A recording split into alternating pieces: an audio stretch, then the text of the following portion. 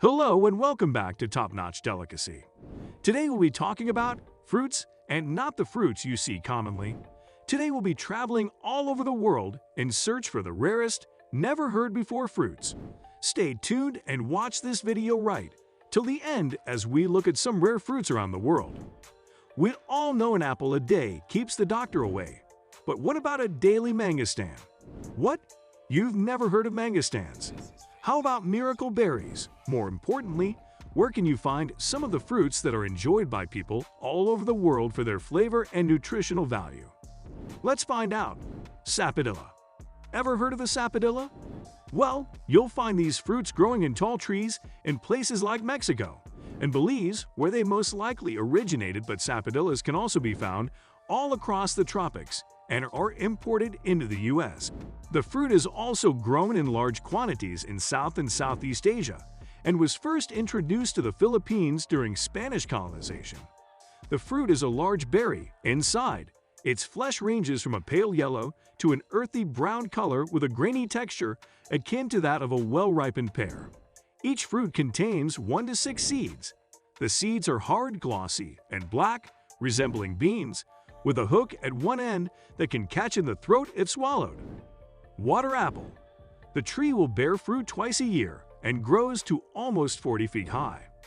Water apples can be enjoyed right off the tree, but are sometimes cooked with sugar and cinnamon to create a kind of water applesauce, or diced into preserves to enjoy year-round. The fruits were originally native to an area that includes the Greater Sunda Islands in Indonesia, Malay Peninsula, and the Andaman and Nicobar Islands that are an island chain in the Indian Ocean, but introduced in prehistoric times to a wider area and now widely cultivated in the tropics. Miracle berry. The US FDA has banned its import due to lack of safety testing, despite them being enjoyed widely in Japan. Some surmise that the sugar and artificial sweetener industries saw miracle berries as a threat and used their power to shut down the importation. The good news is that these plants can be grown indoors under the right conditions. Why is this fruit called the miracle berry fruit? Well, apparently when you eat the fruit, it causes sour foods subsequently consumed to taste sweet, hence the name. Now how cool is that? Challah fruit. The fruit itself is consumed by removing a segment and sucking the nectar out. You'll want to eat the challah right after you open it. However, because the fruit starts to smell bad once it gets old, earning this Hawaiian delicacy the moniker of stink nut, Australian finger lime.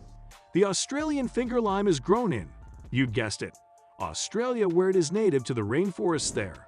But due to its popularity, it is now available in some US markets. Finger limes are commonly used to add a tart flavor to seafoods, but feel free to use it to have some fun making finger lime mojitos. Jabuticaba. This grape-like fruit grows creepily along the trunk and branches of the jabuticaba tree. Jabuticaba fruit originally came from Brazil, but can now be found growing in many tropical areas. The taste of the fruit, according to Gastro Obscura, can differ widely among distinct varieties, but all are bursting with flavor. They are eaten by squeezing the juicy flesh out of the skin and into your mouth. Don't look for these in your local market, however. They are very perishable and start to rot soon after picking, making them impossible to export. Mangosteen. Pry the peel away with your thumbs, and you'll find a white, juicy, slippery fruit inside that tastes both sweet and sour. Only one segment contains a seed in most mangosteens, and turning the fruit over will reveal a raised design that tells you how many segments are inside. Canned mangosteens can be found in some Asian food markets, but contain added sugar in the syrup. Rambutan. Some specialty food markets will carry rambutans, but they're indigenous to Southeast Asia. They are now grown in great quantities in the tropical climates of Central America, where you'll find them sold in bags on the side of the road as mamones chinos. This fruit is closely related to several other edible tropical fruits, including the lychee, longan, pilasan, and mamoncillo. The fruit has a leathery skin that is reddish, rarely orange or yellow, and covered with fleshy, pliable spines, hence the name, which means hairs. The spines, also known as spinterns. This contributes to the transpiration of the fruit, which can affect the fruit's quality. Durian. Poor durian fruit gets a bad rap all the time.